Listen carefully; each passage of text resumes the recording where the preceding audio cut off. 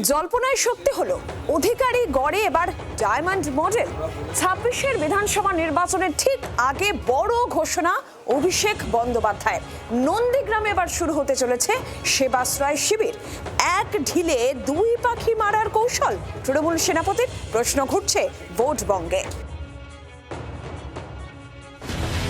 কেরলে দুর্ঘটনায় নিহত নন্দীগ্রামের বাসিন্দা পরিযায়ী শ্রমিক ভীমচরণ বারিকের দেহ বিমানে করে আনার ব্যবস্থা করে দিয়েছিলেন ডায়মন্ড হারবারের সাংসদ অভিষেক বন্দ্যোপাধ্যায়।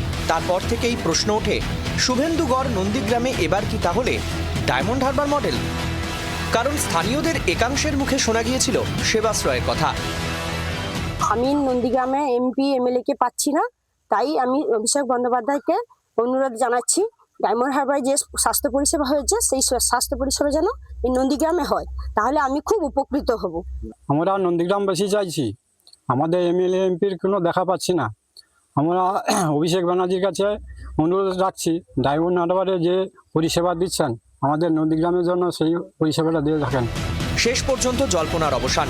শনিবার তৃণমূল ভবনে সাংবাদিক বৈঠকে অভিষেক বন্দ্যোপাধ্যায় জানালেন, জানুয়ারিতেই নন্দীগ্রামে সেবাশ্রয় শিবিরের উদ্বোধন করবেন তিনি। আমরা যেটা ঠিক করেছি যে দুটো মডেল ক্যাম্প নন্দীগ্রামে করা হবে। নন্দীগ্রাম 1 নম্বর ব্লকের জন্য একটা মডেল ক্যাম্প হবে এবং নন্দীগ্রাম 2 নম্বর ব্লকের জন্য আরেকটা মডেল ক্যাম্প হবে।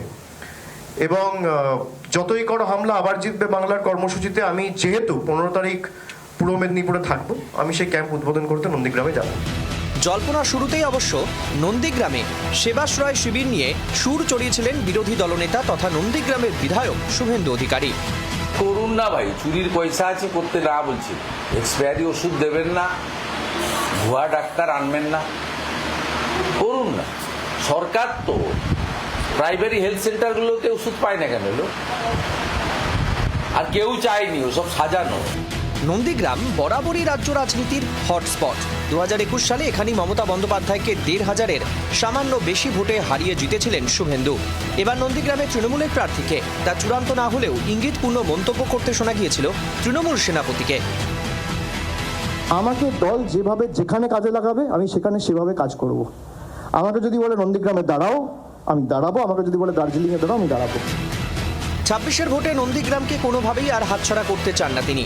জেলা নেতৃত্বের সঙ্গে বৈঠকে একাধিকবার এই বার্তাই দিয়েছেন অভিষেক বন্দ্যোপাধ্যায়।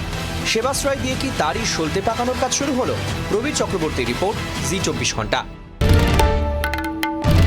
বাংলার আওয়াজ, বাঙালির আবেগ, জি 24 ঘন্টা।